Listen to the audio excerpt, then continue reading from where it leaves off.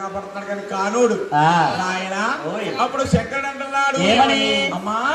ముందు ముందు కలియుగంపుడు తెలుసుకుంది కలియుగంలోని నరులు పుట్టారంటే కన్నత్తైన కామరించమంటారమ్మా అమ్మా నా తల్లు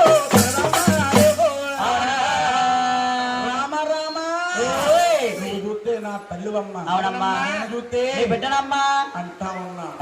ఆదిశక్తి ఆలోచించింది అవును అంటా ఉంది ఏమని బాబు నేను తల్లినా మీరు బిడ్డలా నేను తల్లిని ఎలాగయ్యాను మీరు నాకు బిడ్డలు ఎలాగయ్యారు ఒకసారి బ్రహ్మగా విధానాలు కంచండి మీరు గుడ్డలో పుట్టారు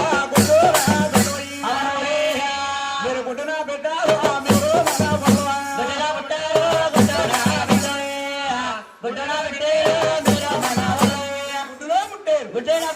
మీరు నాకు ముద్దులు మనవలకి మామలకి గడియల సేపు తాలి కట్టి నీ యొక్క భార్య కింద స్వీకరించిన ఆయన నీ యొక్క భార్య కింద స్వీకరించిన ఆయన అప్పుడు ఎంత చెప్పినగా ఆదిశక్తి ఆలకిస్తాడు అప్పుడు శంకరుడు ఆలోచించాడు అమ్మా నిన్ను పొందుతాను కానీ నిన్ను చూస్తుంటే నాకు భయం వేస్తుంది చిన్నప్పటి నుంచి మిమ్మల్ని కనీ పెంచి పెద్దవాడు చేసేది అవునయ్యా చూస్తుంటే ఎందుకు భయం వేస్తుంది అమ్మా ఈ తలకూరలు చూస్తే శీలమండలి దాకా దిగిపోయి ఉన్నాయి ఈ తలకూరలా కావాలి తల్లి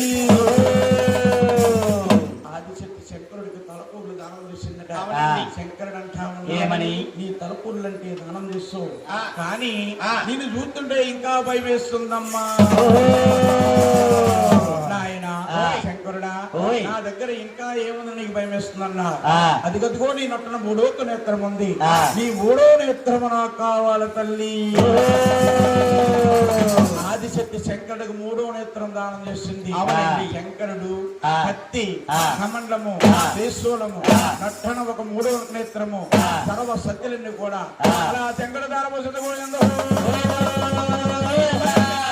బలం ఎక్కువైపోయింది ఆదిశక్తికి